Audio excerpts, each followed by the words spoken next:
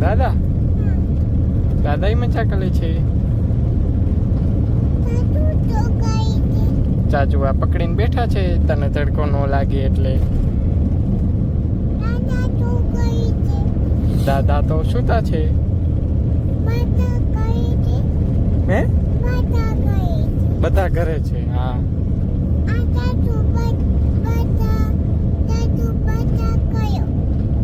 વાર્તા કરું શેની? ગાડીની વાર્તા કેવી હોય? એક ગાડી જતી હતી એમાં દીકાને તડકો લાગતો હતો એટલે ચાચા ઓલા કાળા કાળા પકડીને બેઠા હતા. પાપા ગાડી હલાવતા હતા. દીકો શાંતિથી સૂતો હતો. એસી ચાલુ હતું અને નાઈ કરવા જતા હતા. પછી દીકો પગ મારતો હતો ચાચાને. તડકો આવતો હતો. શાંતિથી સૂતો હતો. પછી ટકો આમામ કરતો હતો. બ્લુ કપડા ન્યુ વાવા પહેર્યું હતું. બસ ખાધું પીધું લાજ કહેલું.